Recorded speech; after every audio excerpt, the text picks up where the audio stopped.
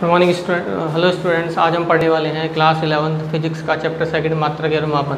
इसमें आज हम पढ़ेंगे व्युत्पन्न मात्रक के बारे में। पिछले वीडियो में हमने बताया था कि जो मूल मात्रक होते हैं,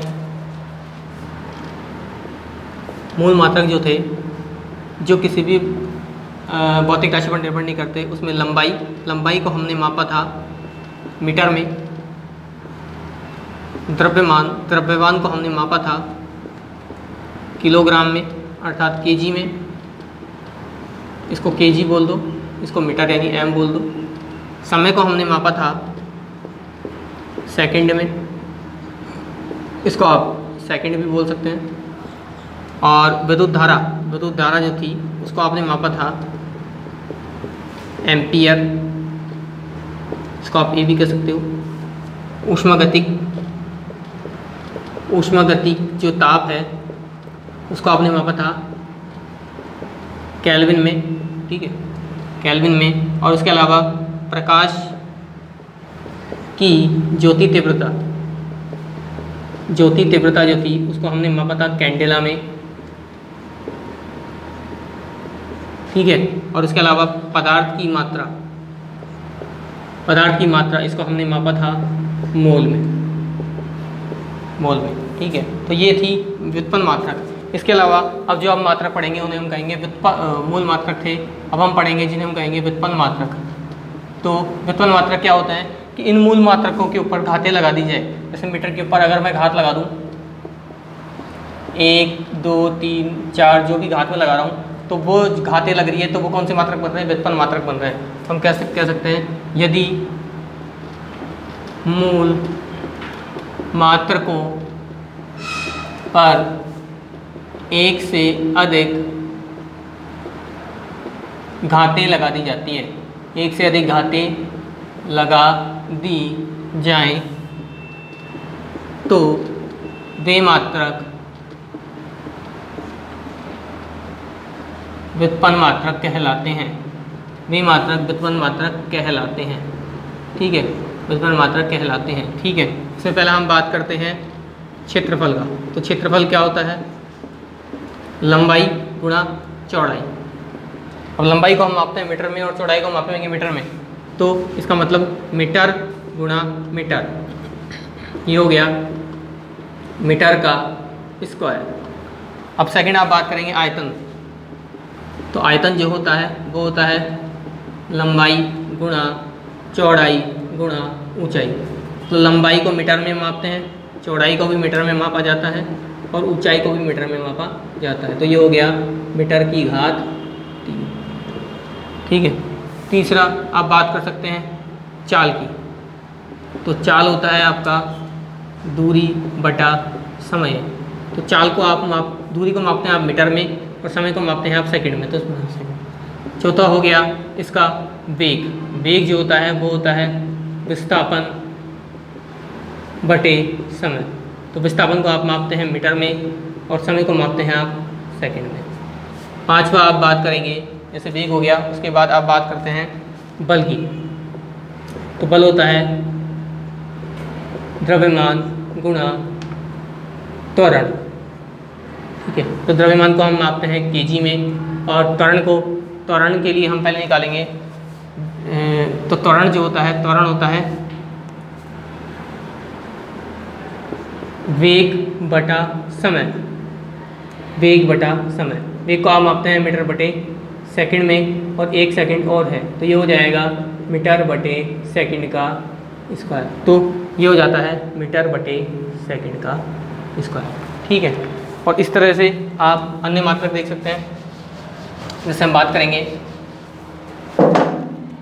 बल के बाद हम बात करते हैं कार्य। तो कार्य जो होता है ये होता है बल गुणा विस्थापन।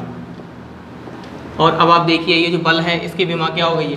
बल की विमा हो गई है KG metre second square multiply विस्थापन की विमा मीटर है, तो केजी मीटर स्क्वायर बटे सेकंड स्क्वायर। तो इस तरह से आप देख सकते हैं कि इन भौतिक राशियों की हमने विमा याद कर ली है। आगे देखिए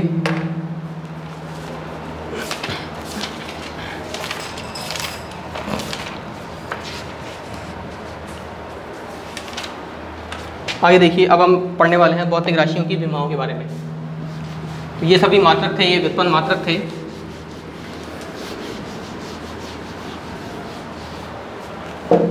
आगे देखिए, आगे हम पढ़ने वाले हैं भौतिक राशियों की विमाएं। तो भौतिक राशियों की विमाओं की पहले देखिए ज़रूरत क्यों पड़ी। जैसे आप देखते हैं कि जो अक्ष होता है वो त्रिविमीय होता है, त्रिविमीय होता है, ये x होता है, ये y होता है, z होता है। हम किसी भी कण की स्थिति ज्ञात करने के लिए हम निर्देशांक तंत्र की बात करते हैं, तो निर्देश तंत्र में हम देखते हैं कि 3 अक्ष होते हैं, एक x, एक y, एक z। अगर कोई भी वस्तु सरल रेखा में गति कर रही है, सरल रेखा में गति कर रही है, या कोई रॉड है उसकी लंबाई l है, तो उसका अगर हमें क्षेत्रफल निकालना होगा, ठीक है, तो हम कैसे निकालेंगे? उसके लिए हमें कोई ना कोई विमा की जरूरत पड़ेगी। तो इसके लिए हम लंबाई काम में लेंगे। इसके लिए हम क्या काम में लेते हैं? लंबाई काम में लेते हैं। और अगर हम किसी पृष्ठ की बात करें, तो पृष्ठ की बात करेंगे तो पृष्ठ में 2 चीज़ें आती हैं, एक इसकी लंबाई होगी और एक इसकी चौड़ाई होगी। तो ये इसके पृष्ठ का क्षेत्रफल निकाला जाएगा।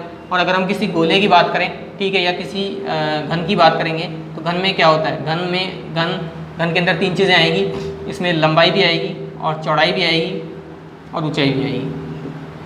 तो इसमें 3 चीज़ें आएगी। तो 3 चीज़ें आने के कारण क्या होगा कि इसमें हमें 3 विमाओं की आवश्यकता होगी। तो हमें भौतिक राशि की विमा की आवश्यकता पड़ी ताकि हम उस भौतिक राशि का क्षेत्रफल निकाल सकें, उस भौतिक राशि के बारे में बता सकें, ठीक है, कि उसका कि उसको कैसे व्यक्त किया जाए, ठीक है। तो आगे देखिए, तो भौतिक राशियों की विमाएं क्या होती है? तो इसमें लिखिए, भौतिक राशियों, किसी भौतिक राशियों को व्यक्त करने के लिए, किसी भौतिक राशि को व्यक्त करने के लिए, किसी भौतिक राशि को व्यक्त करने के लिए हमें विमाओं की आवश्यकता होती है, हमें विमाओं की आवश्यकता होती है, ठीक है, जो कि निम्न है। इसमें पहला है लंबाई। लंबाई जो है उसको हम L से और दोनों तरफ बड़े ब्रैकेट लगा के प्रदर्शित करेंगे। दूसरा है द्रव्यमान। द्रव्यमान जो है उसको हम M से और दोनों तरफ ब्रैकेट लगा के प्रदर्शित करेंगे। अब आप बोलेंगे कि L से, ये M से, और एक समय है, समय को हम कैपिटल T से दोनों तरफ ब्रैकेट लगा के प्रदर्शित करेंगे। अब आप कहेंगे कि लंबाई को L से क्यों प्रदर्शित करेंगे? क्योंकि लंबाई जो होती है वो होती है लेंथ, और लेंथ में पहला जो आएगा वो L होगा, इसलिए हम इसे L से प्रदर्शित करेंगे। द्रव्यमान को हम मास बोल सकते हैं, तो मास के लिए पहला जो है अल्फ़ाबेट वो M आ रहा है, इसलिए M से प्रदर्शित करेंगे। समय जो है वो टाइम T है, टाइम होता है, तो टाइम में ये T पहले आ रहा है, इसलिए हम इसे T से प्रदर्शित करेंगे। उसके अलावा जैसे आप बता सकते हैं ऊष्मागतिक ताप, तो ऊष्मागतिक ताप जो होता है वो केल्विन में होता है। ऊष्मागतिक ताप जो केल्विन में होता है उसे आप K से प्रदर्शित करेंगे, ठीक है। उसके अलावा आप ज्योति तीव्रता जो होती है वो कैंडेला होती है, ज्योति तीव्रता होती है वो कैंडेला होती है, इसे CD और दोनों तरफ ब्रैकेट लगा के प्रदर्शित करेंगे। और जो विद्युत धारा है, विद्युत धारा किस में मापते हैं? हम एम्पियर में मापते हैं। किस में मापते हैं? एम्पियर में मापते हैं। तो इसको हम कैपिटल A लगा के दोनों तरफ ब्रैकेट प्रदर्शित करेंगे। और पदार्थ की मात्रा, पदार्थ की जो मात्रा है उसे हम मोल से दोनों तरफ ब्रैकेट लगा के प्रदर्शित करेंगे। तो इस तरह से हम इन्हें प्रदर्शित करेंगे, लंबाई को L में, द्रव्यमान को M में, समय को T में, ठीक है। तो और जो ऊष्मागतिक ताप को K में, ज्योति तीव्रता को CD में, विद्युत धारा को A में, पदार्थ की मात्रा को M मोल में। तो इस तरह से ये कुछ प्रदर्शित कर सकते हैं। तो आगे देखिए, इसके बारे में आगे लिखते हैं कि मूल मात्रकों, मूल मात्रक के सारे मूल मात्रक है, तो मूल मात्रकों पर घाते लगाकर, मूल मात्रकों पर घाते लगाकर जो मात्रक प्रदर्शित किए जाते हैं, जो मात्रक प्रदर्शित किए जाते हैं उन्हें व्युत्पन्न मात्रक कहते हैं, उन्हें व्युत्पन्न मात्रक कहते हैं। मूल मात्रकों पर जो घाते लगाकर प्रदर्शित करेंगे उन्हें व्युत्पन्न मात्रक कहेंगे। इसके हम उदाहरण देखते हैं। देखिए,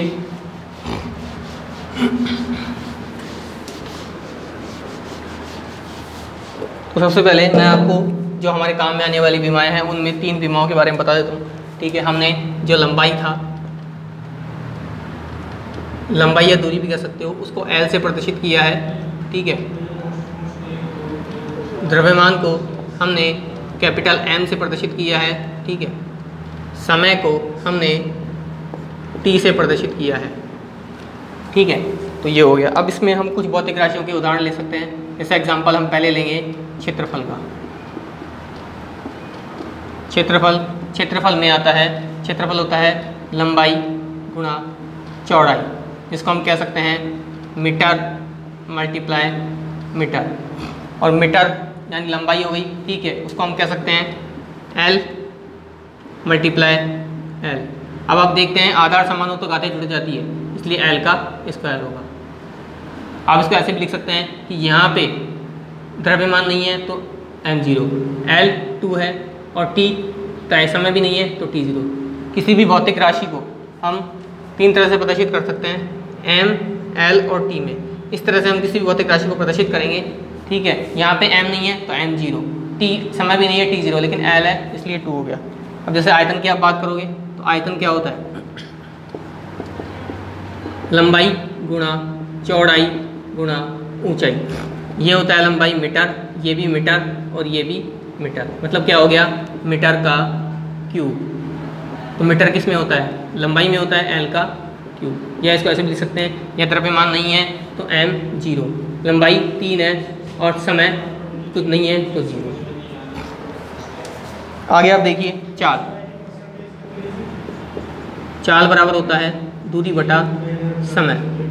दूरी जो होता है, दूरी को हम मापते हैं मीटर में और समय को मापते हैं हम सेकंड में। ठीक है, तो मीटर के लिए हम m यूज़ कर सकते हैं और समय के लिए हम t निकाल सकते हैं। तो ये मीटर के लिए L यूज़ करेंगे, L लगाएंगे। ठीक है, और समय के लिए हम t, तो इसको हम लिख सकते हैं L, t ऊपर जाएगा तो इसकी घात क्या हो जाएगी, -1 हो जाएगी और इसकी घात 1 है। इसकी विमा क्या हो गई, L1 t -1। उसके अलावा आप वेग की बात करें तो वेग होता है विस्थापन बटे समय। विस्थापन जो होगा वो मीटर में, यानी इसको आप L ले सकते हैं और समय को आप t में मापते हैं, तो इसकी विमा हो गई m, द्रव्यमान नहीं है L1 और t ऊपर जाएगा, इसलिए क्या हो गया -1। आगे देखिए, आगे आप त्वरण देखो। त्वरण जो होता है वो वेग बटा समय होता है। अब जो वेग है उसकी विमा हमने निकाली है, क्या है m0 L1 t -1 बटे यहाँ पे समय t की घात 1।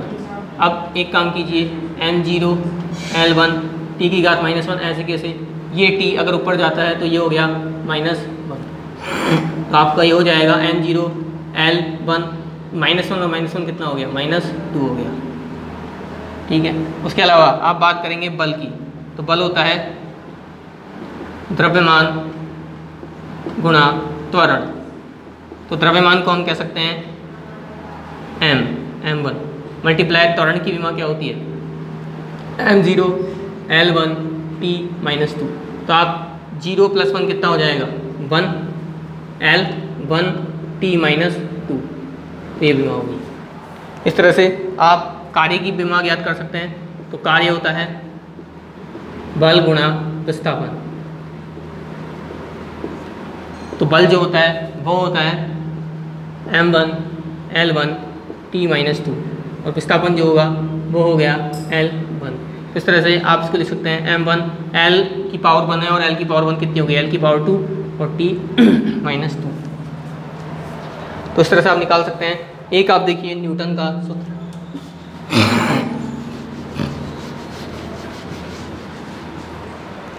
तो देखिए न्यूटन का सूत्र जो है,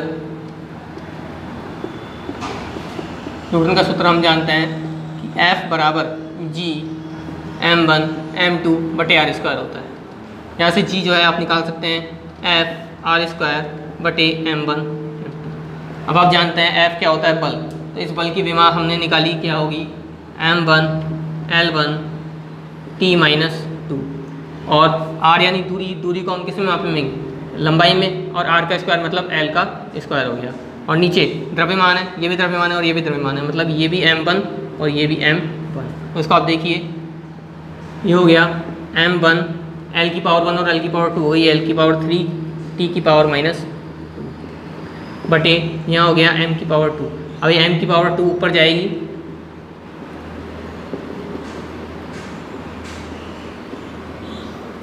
तो ये -2 हो जाएगी। अब +1 और इसको इस तरह से लिखिए m1 -2 l3 t -2। तो आप इसको लिख सकते हैं m-1 l3 t -2। तो ये हो गई आपकी इस कुर्तीय त्वरण जी की विमा। तो इस तरह से आप इन विमाओं को निकाल सकते हैं, ठीक है। तो आप देखिए इसमें विमाओं के उपयोग, अब विमाओं के उपयोग के बारे में हम बात करते हैं। तो इन विमाओं के क्या उपयोग है,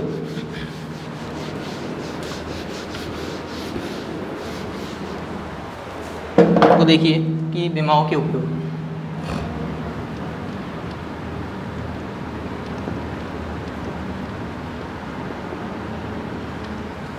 तो इस विमाओं की क्या उपयोग है। सबसे पहले हम कह सकते हैं कि एक मात्रक पद्धति से दूसरे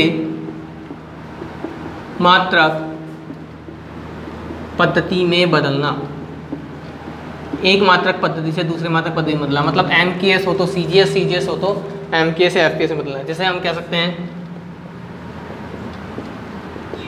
MKS पद्धति को हम CGS पद्धति में बदलते हैं, ठीक है। तो देखिए सूत्र जो होगा, इसके लिए सूत्र हम निकालेंगे, वो होगा N1U1 बराबर N2U2। ये सूत्र आपको ध्यान रखना है, जहाँ हम कह सकते हैं कि जो N1 है U1 N2 U2। तो N1 को हम कह सकते हैं कि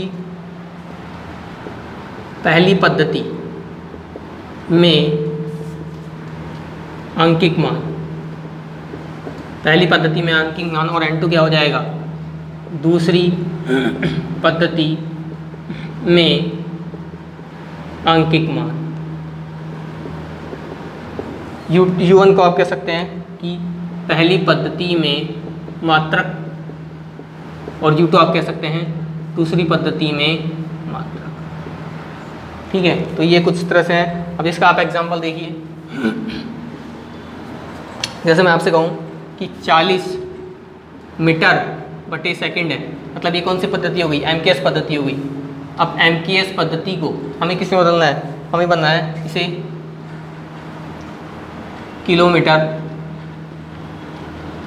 प्रति घंटे में, मतलब इसको आप MKS ले लीजिए, नहीं तो आप रहने दीजिए, मतलब मीटर प्रति सेकंड को हमको किलोमीटर प्रति घंटे में बदलना है। तो देखिए इसको कैसे बदलेंगे। तो देखिए यहाँ पे मैंने बताया कि N1 क्या है, N1 वो चीज़ है कि आंकिक मान, तो यहाँ पे आंकिक मान क्या है 40, तो ये किसका मान हो गया N1 का। और U1 क्या है मात्रक, तो यहाँ पे जो 40 है वो किसका मान है N1 का, जो कि आंकिक मान है। और U1 मतलब मीटर बटे सेकंड,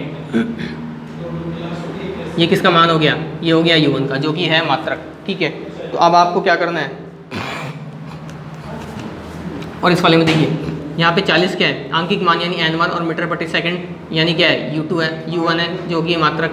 और इस वाले में देखिए, इस वाले में N2 हमको नहीं दे रखा है, आंकिक मान नहीं दे रखा है, लेकिन किलोमीटर प्रति घंटा यानी किलोमीटर प्रति घंटा, ये किसका मान हो गया N2 का मान हो गया, ये U2 का मान हो गया है, ठीक है। तो ये हमारे को निकालना है, N2 हमें निकालना है। अब सूत्र क्या होता है N1U1 बटे N2U2, ठीक है। हमें निकालना क्या है, हमें निकालना है N2। तो आप क्या करेंगे, N2 निकालने के लिए N1U1 बटे U2 कर देंगे। अब यहाँ पे N1 की वैल्यू कितनी है 40, क्योंकि आंकिक मान हमने कहा कि पहली पद्धति में आंकिक मान, तो 40 इसका आंकिक मान हो गया, और मीटर बटे सेकंड इसका मात्रक हो गया, और U1 इसका मात्रक है, तो यह मात्रक क्या है इसका मीटर बटे सेकंड बटे U2 यानी किलोमीटर प्रति घंटा।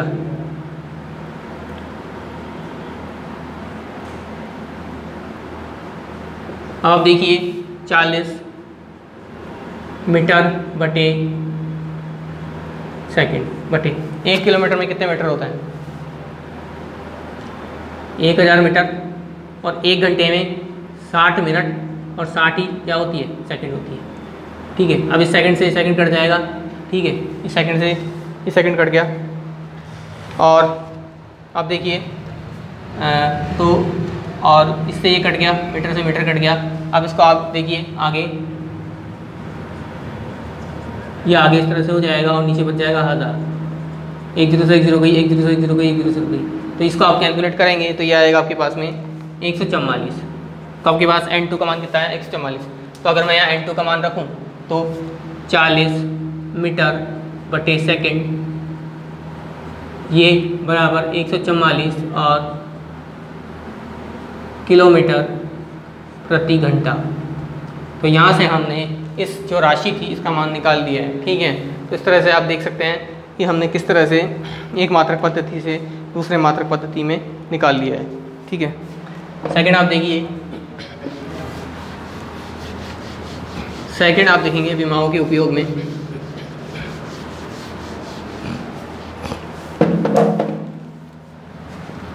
किसी समीकरण की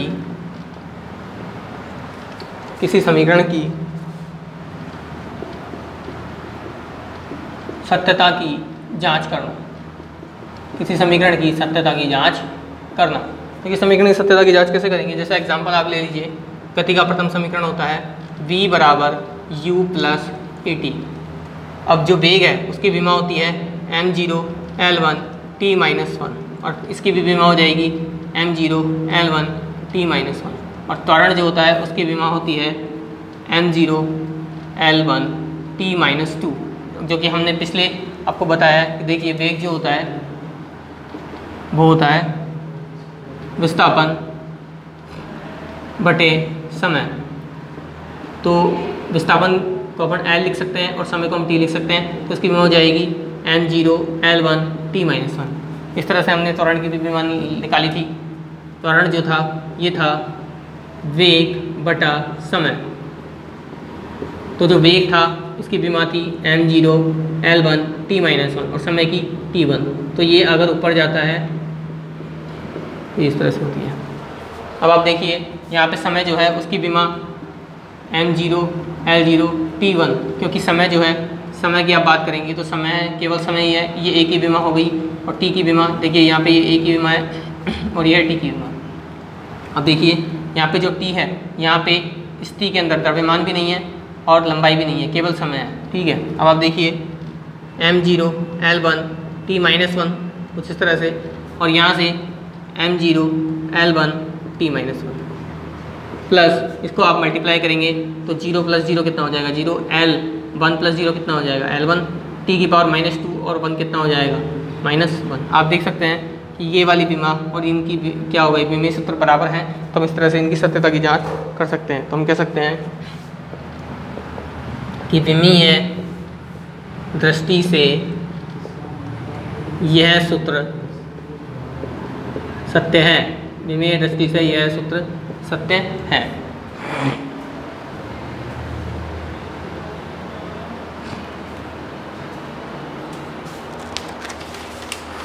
आगे देखिए तीसरा पॉइंट,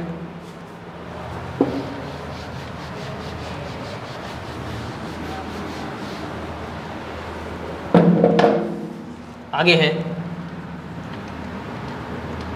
अज्ञात राशियों के मान ज्ञात करना। अज्ञात राशियों के मान ज्ञात करना। तो जैसे वान डेर वाल समीकरण है, वान डेर वाल समीकरण जो होता है वो होता है P a plus B square b minus B is equal to R T. तो इस समीकरण का हम कैसे निकालेंगे? जहाँ पे हम कह सकते हैं जहाँ P होता है दाब, B होता है आयतन, T होता है ताप, T नहीं है सॉरी, T है ताप, R है रेडबर्ग कांस्टेंट, रेडबर्ग नियतांक।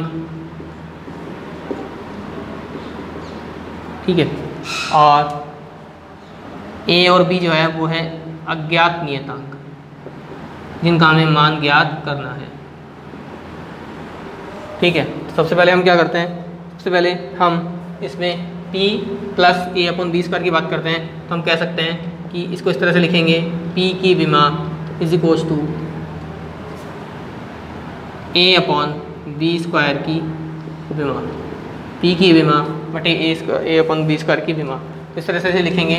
ठीक है, इसके बाद हम p की विमा, p क्या होता है, p होता है जो आपका दाब होता है वो बल बटा क्षेत्रफल होता है, दाब होता है बल बटा क्षेत्रफल, और बल जो था वो m1 L1 t-2 था, और क्षेत्रफल जो था वो L² हो जाएगा। तो आप इसको लिख सकते हैं m1 L की पावर 1 - 2 और t-2, तो ये हो जाएगा m1 L-1 t-2। ठीक है, तो इस तरह से आप इसकी विमा निकाल सकते हैं। ये हो गया m1 L-1 t-2, और इस तरह से आप जो a था, a को रहने दीजिए, और बाकी जो b है, आयतन जो होता है वो होता है मीटर का क्यूब, मीटर को क्यूब हम लिख सकते हैं l का क्यूब, और इसके ऊपर क्या है, घात 2 है। ठीक है, तो आप इसको लिख सकते हैं, अब इसको आप इधर गुणा कीजिए, तो ये हो जाएगा l की घात 6 इज इक्वल्स टू a। तो आप इसको हल करेंगे तो m1 l की घात -1 है, और 6 कितना हो जाएगा, 5 हो जाएगा, t की पावर -2 हो जाएगा। ये हो गया a की विमा। अब इस तरह से आप b की विमा भी ज्ञात कर सकते हैं।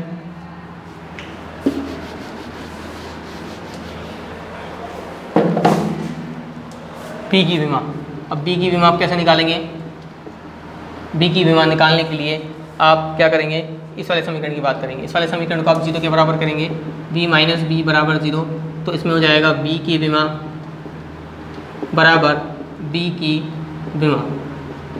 अब आयतन जो होता है वो होता है मीटर का क्यूब, मतलब L3, तो L3 जो होगा वो विमा हो जाएगी b की। तो इस तरह से ये समीकरण 1 और समीकरण 2, तो समीकरण 1 व 2 से a की विमा तो हो गई आपके पास में m1 L5 t-2, और b जो हो गया वो आपके पास में हो गया m0 L3 t0, क्योंकि यहाँ पे m और t नहीं है।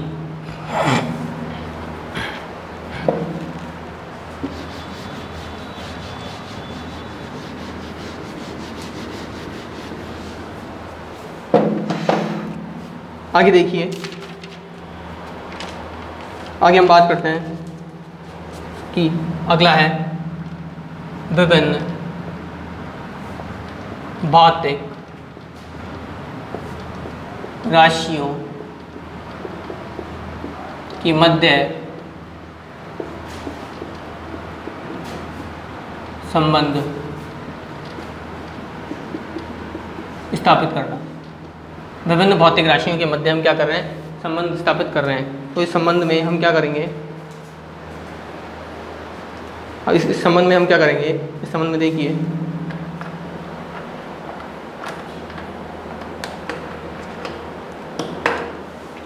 ठीक है। तो इसमें हम एग्जांपल लेते हैं, इसमें एग्जांपल लेंगे हम।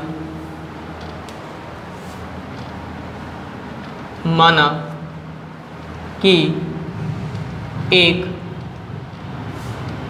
सरल लोलक है, माना कि एक सरल लोलक है जिसका आवर्तकाल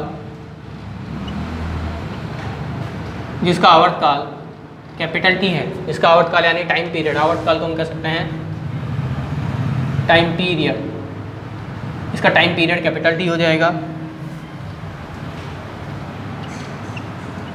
सरल लोलक जिसको हम कहेंगे सिंपल पेंडुलम, इसकी लंबाई जो है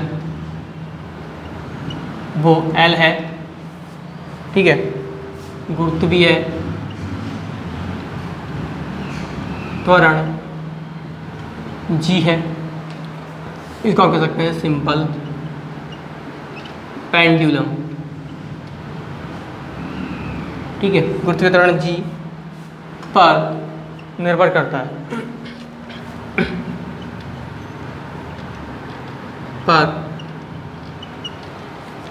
है, तो हम विमीय विधि से सरल लोलक, विमेय विधि से सरल लोलक के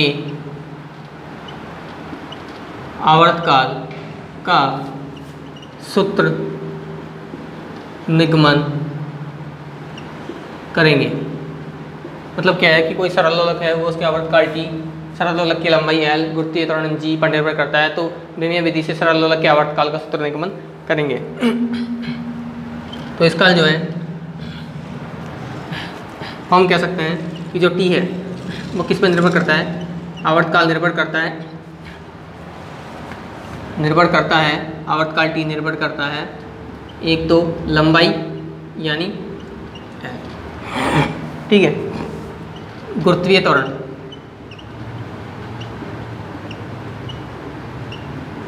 g, ठीक है, g पर। तो देखिए माना हम कह सकते हैं कि t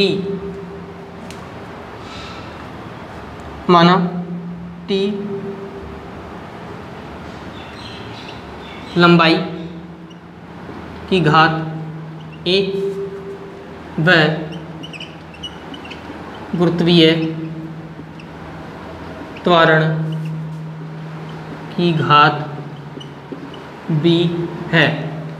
ठीक है, तो आप इसको ऐसे लिख सकते हैं कि देखिए जो t है वो निर्भर कर रहा है लंबाई पर, और किस पर निर्भर कर रहा है, वो गुरुत्वीय त्वरण g पर निर्भर कर रहा है। ऐसा आप देख रहे हैं कि सरल लोलक का आवर्तकाल t है, तो लंबाई l पर और गुरुत्वीय त्वरण g पर निर्भर कर रहा है। तो हमने बोला कि जो l है उसकी लंबाई हमने मान ली a, उसकी घात मान ली a, ठीक है, और g की घात मान ली कितनी है, b है। समानुपाती का चिन्ह है, अगर समानुपाती के चिन्ह को हटाएंगे तो एक नियतांक है जिसको हम बोलेंगे k, तो l की घात a और g की घात क्या हो जाएगी, b। ठीक है, उसके बाद देखिए, उसके बाद हम क्या कर सकते हैं, जहाँ आप लिख सकते हो कि जहाँ k एक अनुक्रमानुपाती स्थिरांक है जो कि एक विमाहीन राशि है।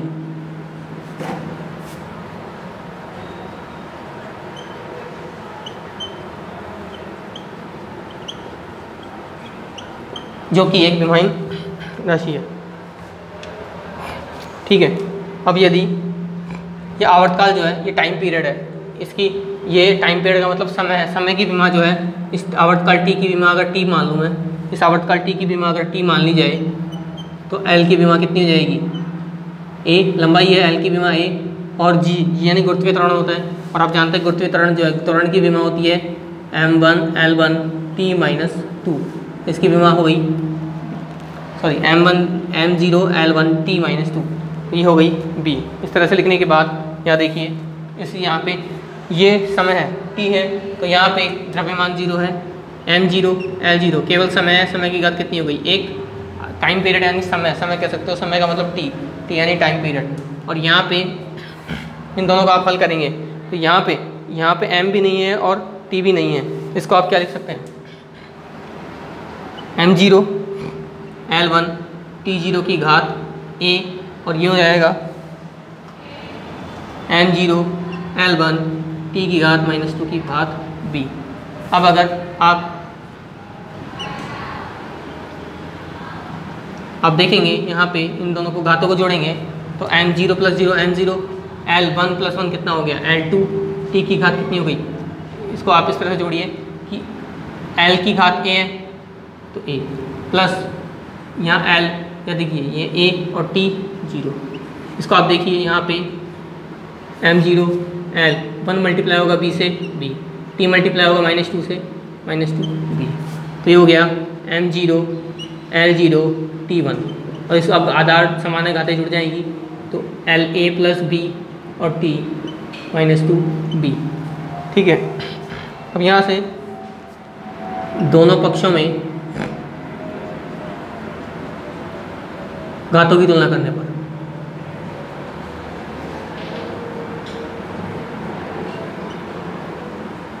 घातों की तुलना करेंगे तो m की घात दोनों तरफ कितने, 0, तो 0 हो गया, l की घात कितनी है, एक तरफ तो a प्लस बी और दूसरी तरफ कितनी है 0, और t की घात है एक तरफ कितनी है माइनस 2b और एक तरफ कितनी है 1, तो इधर से b का मान निकाल लो तो ये हो गया -1/। इसको आप a में रखेंगे, इधर रखेंगे तो a + b = 0 हो गया। ठीक है, तो a b की जगह 1/2 रखेंगे तो a की वैल्यू कितनी आएगी, 1/2 आ जाएगी। अब ये उठा के आप रख दो, a और b की आ गई, तो ये समीकरण 1 है, इस समीकरण 1 में रख दो। ठीक है, आगे देखिए, अगर आप इस वाले समीकरण में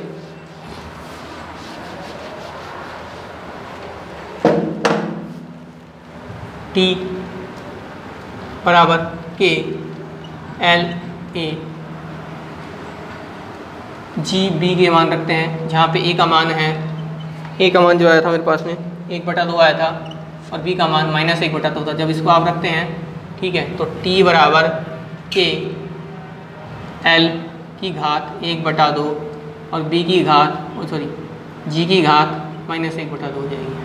इसको आप ऐसे भी लिख दीजिए, l और ये g की जो घात है ये माइनस में है, इसलिए g नीचे चला जाएगा, इन सभी की घात में 1/2 कर देता हूँ। ठीक है, इसके बाद इसको आप ऐसे लिख सकते हैं t√l/g। तो इस तरह से हमने आवर्तकाल का एक सूत्र निकाल लिया।